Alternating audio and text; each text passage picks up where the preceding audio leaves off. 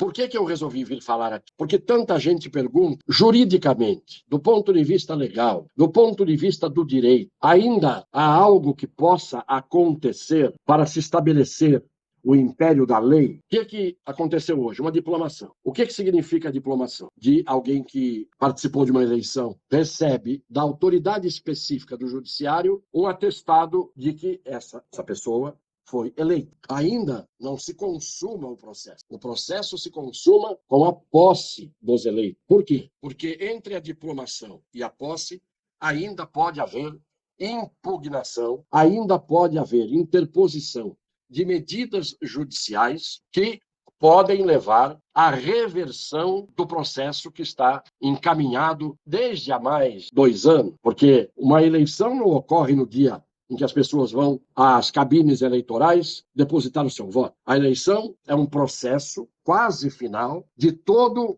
um processo inicial que envolve inscrição de candidaturas, que envolve campanhas eleitorais, aprovação dos candidatos para que possam tornar-se efetivamente elegíveis ou não, e tudo o que envolve o aspecto circunstancial, que é o mais importante. Qual é a atitude dos tribunais, dos membros dos tribunais, que decisões são tomadas, que tipo de cerceamento é imposto a determinados candidatos, que tipo de favorecimento pode ser imposto a outros, que tipo de ajuda, tudo isto contra a lei e a Constituição, pode se dar a alguém em detrimento de outro concorrente. Tudo isto é um processo que pode tornar ou não uma eleição e o processo viciado. Essa expressão é uma expressão jurídica. O que é o vício? É algo que contamina a regular aplicação da lei e que contamina o regular andamento do processo que vai até a eleição, da eleição até a diplomação e da diplomação até a posse. Muito bem, houve, durante este processo, muitas reclamações contra atitudes arbitrárias, atitudes inconstitucionais, atitudes ilegais, atitudes de abuso de poder que teriam sido cometidas, praticadas por aqueles que deveriam zelar pelo cumprimento da regularidade e obediência à Constituição e às leis. Muito bem. Houve, portanto, ataques ao processo viciante, a processo que gerou contaminação de todo o sistema de votação. Muito bem. O que é que pode estar hoje ainda em jogo? Pode estar em jogo a nulidade ou não do processo eleitoral e das eleições. Alguém dirá, mas como? Depois da diplomação? Sim, ainda há prazo de lei para impugnação. E qualquer ato que se descobrir que caracterizou nulidade, isto é, ato que não poderia ter sido praticado juridicamente, anula retroativamente aquilo que aconteceu. Não importa se houve uma diplomação hoje. Se amanhã se reconhecer que houve uma nulidade, uma ilegalidade, a diplomação fica nula. Nulidade, quando é absoluta, ela mata os atos praticados anteriormente. Portanto, a diplomação não é um ato jurídico perfeito, como algumas pessoas disseram hoje. Por quê? Porque ainda cabe impugnação. Mas o problema da impugnação tem 2 motivos, 2 razões. E eu quero ser bem breve. O que ainda teria a se discutir? O que teria a se discutir ainda é, o que se teria a discutir é, primeiro, as eleições foram consideradas acima de qualquer suspeito, isto é, as eleições estão comprovadamente como legítimas? Esta é a primeira coisa. Ainda não, porque não é o TSE que diz que sim. O TSE diz que sim, dando a palavra final. Mas para ele dar a palavra final, ele tem, primeiro, o TSE, que examinar todos os questionamentos. E isso é que é o direito. Pois muito bem.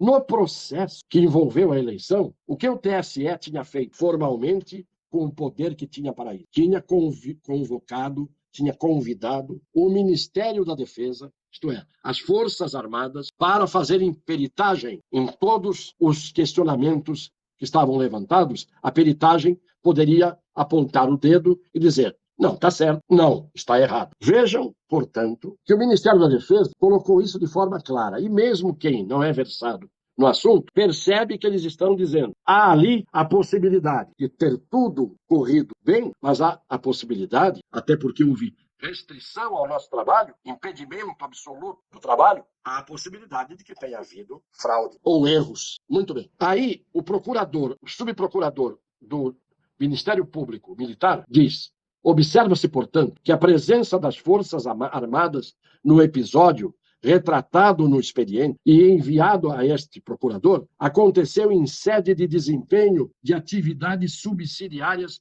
legalmente definidas. O que ele quer dizer com isso? Que esses peritos militares estavam no serviço de atividade militar quando foram lá para fazer a peritagem. E então, cerceamento do trabalho dele, impedimento do trabalho dele, qualquer tipo de embaraço, está escrito aqui, ao desempenho dessa atividade, pode ser também crime contra militar em serviço de garantia da lei e da ordem, que estava decretada pelo presidente na GLO. Não preciso ler mais, já li isso aqui várias vezes, para dizer que o TSE ignorou tudo isso dos peritos que ele convidou e que estavam ali em função militar subsidiária sob a lei que rege o GLO, a GLO, Garantia da Lei e da Ordem, e o TSE ignorou completamente tudo isso que está aqui. A partir disso, não vamos nem entrar se houve o problema das rádios que receberam diferentes cargas de propaganda, não vamos entrar se houve cerceamento da liberdade de expressão de determinadas redes, plataformas que eram a favor do candidato proclamado como vencido. Não vamos entrar nesse aspecto, que também é viciante do processo. Vamos ficar apenas com esse aspecto da GLO. Muito bem.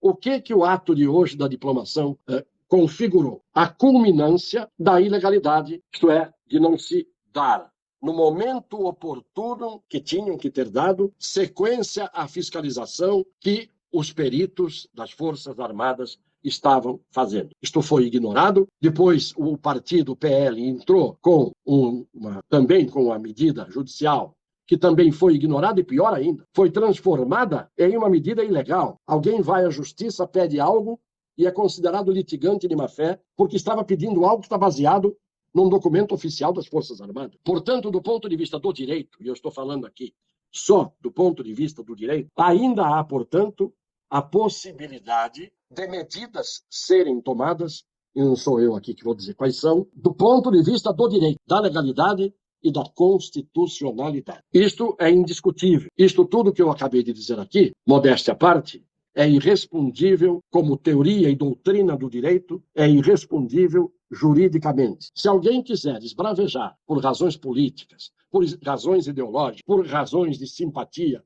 partidária, por razões de não ir com a cara de um e ir com a cara do outro, isto não é argumento. Argumento, neste caso, tem que ser argumento jurídico, à luz do direito. Quem acabou de falar aqui, mais uma vez, é um advogado e um jornalista com mais quase 60 anos de atividade profissional. Então, é por isso que eu falo o que eu falo, com o mínimo de conhecimento de causa, que é suficiente quando você tem compromisso com a verdade. Um beijo no coração das pessoas de boa fé.